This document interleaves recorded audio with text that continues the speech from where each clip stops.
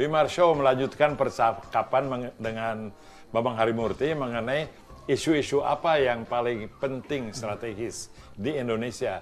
Kedua, tadi kita pertama soal pendanaan partai yang mengundang korupsi. Kedua apa? Ya, kedua nih menurut saya kita perlu undang-undang anti mafia sebelum mafia menguasai kita, terutama menguasai parlemen. Mafia dalam arti kriminal? Saya kira kriminal tetapi lebih banyak white collar ya, jadi kerah putih bukannya. Jadi contohnya membobol bank atau... Ya tapi kan itu di Amerika, bobol bank, narkoba, prostitusi, gambling. Di Indonesia kan mafianya lebih banyak mafia hukum, barangkali enggak? Oh termasuk mafia hukum. Jadi di Amerika juga antara lain lahir undang-undang itu karena mafia hukum. Dan saya berkali-kali bilang sama teman-teman, kalau kita terlambat membuat undang-undang anti mafia ini, maka nanti mafianya karena sistem pendanaan partai politik kita yang seperti itu dia mafia akan menjadi pendana dari partai-partai politik hingga dia nanti akan menguasai parlemen. Itu udah terjadi di Rusia dan terjadi juga di Italia. Sehingga di Italia itu karena mereka menguasai mafia, sampai sekarang bahkan dikuasai mafia. Ketika ada upaya gerakan anti korupsi, mereka membuat seperti KPK-nya begitu. Mereka dapat seorang ketua KPK-nya seorang hakim yang berani, dalam tempo singkat dia bisa tangkap 400 anggota mafia ya, diadili, dihukum.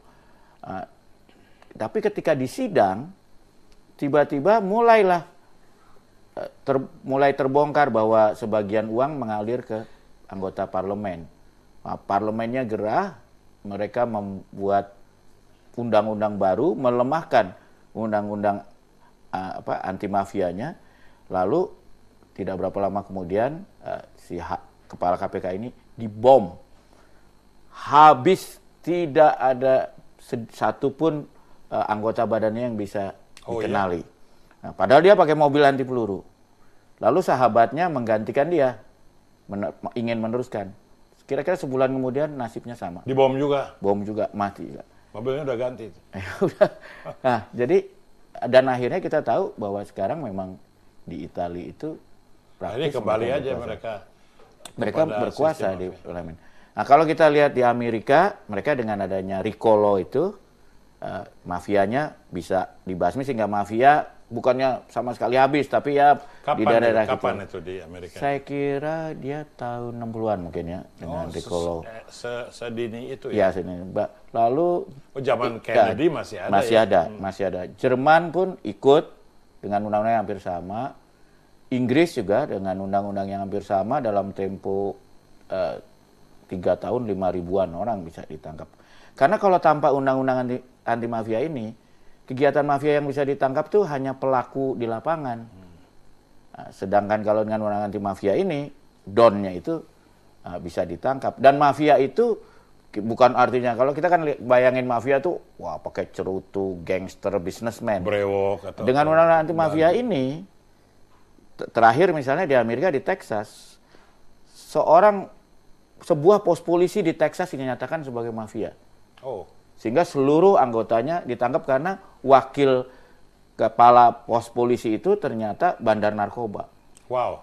Jadi, ya, yang kalau tanpa undang-undang anti mafia pasti hanya ketemunya sampai yang di bawah. Kapan ya?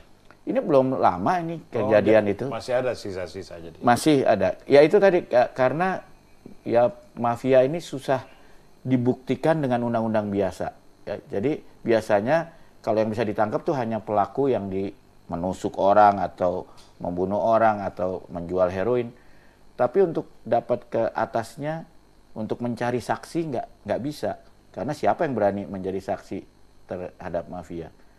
Nah, tapi dengan undang-undang anti mafia ini sebetulnya untuk satu kejahatan yang dikategorikan kejahatan yang biasa dilakukan mafia, kalau ada satu entitas atau institusi terbukti dalam 10 tahun terlibat dalam 2 kegiatan seperti mafia ini, seorang hakim dapat menyatakan entitas itu mafia dan seluruh anggotanya itu, kepengurusan strukturnya itu adalah dianggap ke struktur mafia.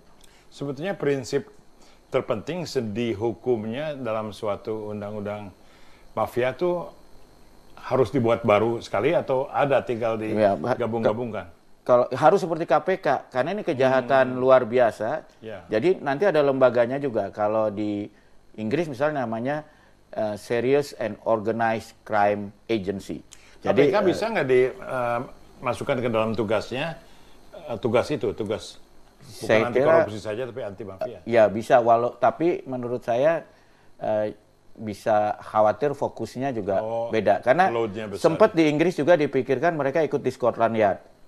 Tapi ternyata untuk memberantas mafia itu untuk satu kasus saja bisa bertahun-tahun investigasinya. Sehingga sulit gitu. Kita break dulu untuk masuk ke dalam segmen berikutnya dengan Bambang Harimurti.